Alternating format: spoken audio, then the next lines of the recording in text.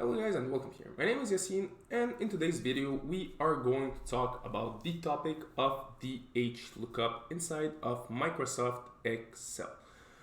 So basically, what exactly is the HLookup? So before we even start and do an exercise with it, it's important to understand that the HLookup is an Excel function that allows you to look for a from a certain number. It will allow you to look inside of a database and to return a certain value. All right.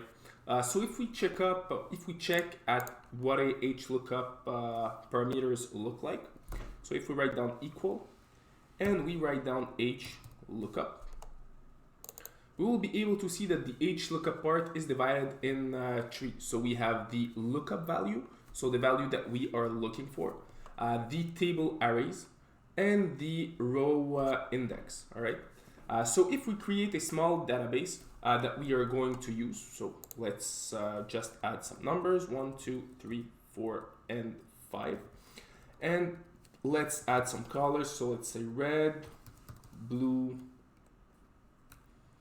brown, yellow, and finally green.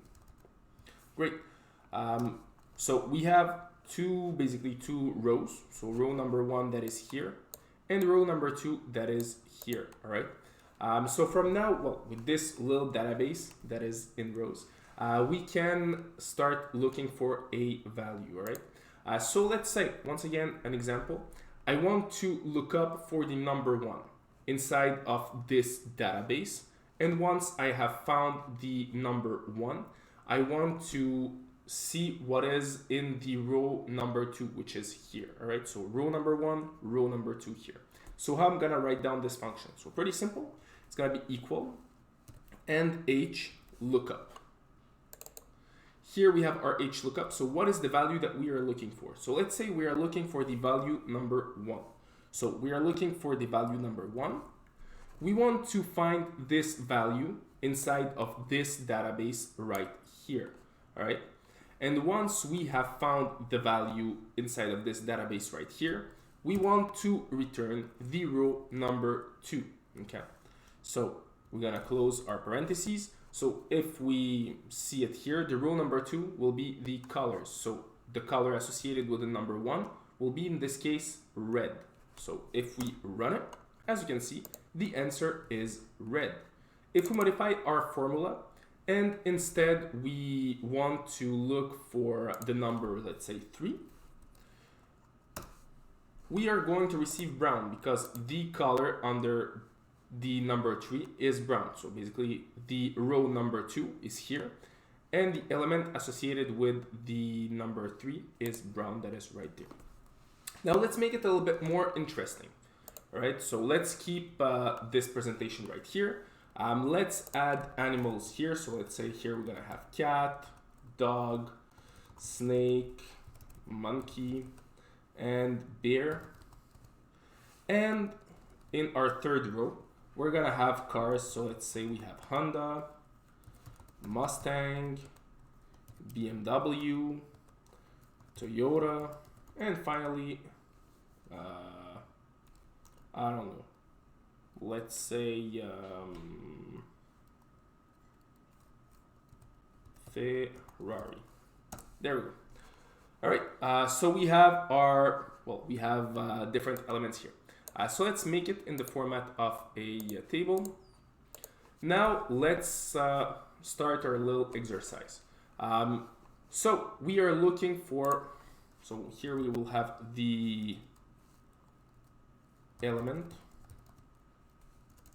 Let's just call it looking for. And here we are going to have the row. So row number 1, row number 2, row number 3, row number 4. So it starts from 1, 2, 3, and 4. So let's keep it simple. We're going to write it down here. So row 1, row 2. Here we'll have row 2. Here it's going to be row 3.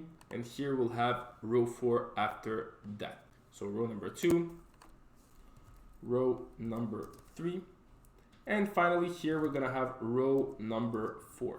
So once again, we're not gonna use those elements. It's just for you to remember. So if you remember our HLookup, we are able to look for one number, and based on the database, we can generate the row that we want to generate. We can also do this with cells. So let's say we are looking for the number 1 and we want to generate the row number 4. Okay. So if we find the row number 1 that is here, we will be able to generate Honda, which is the cars in this case.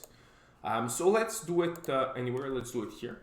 So once again, equal HLookup. So in this case, instead of writing it down manually, so instead of writing down 1, 2, 3, or whatever, we're going to look up for the value inside of this cell right here. Where want to look for this value? We want to look for this value inside of this database right there.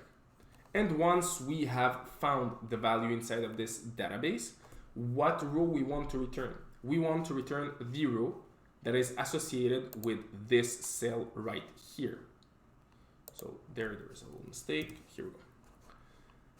And once it's all done, we can just close the parentheses. So if we run it, as you can see, the answer is Honda, because we are looking for the number 1 and we want to generate the element that is in the row number 4, which is just there.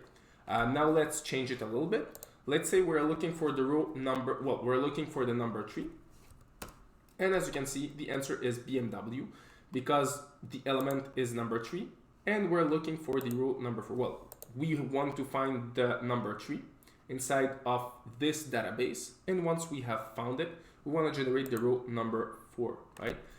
So if we change the number of the row, instead of 4, we write down 3, for example, we will have snake as an answer. As you can see, the answer is in this case snake, because it's the row number 3 in this case.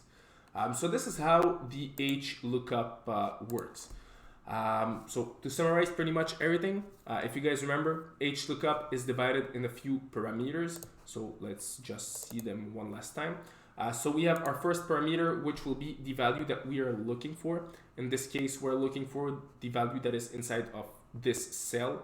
We want to find this value inside of this database. And once we have found this value, we want to return the row number, well, depending what row you want to return, you can associate it with another cell, right? So 3 parameters inside the HLookup function. So I hope you guys understood how basically the H function, the HLookup function works. And I hope you liked the video. Once again, if you liked the video, please like and subscribe, and see you in another of my videos.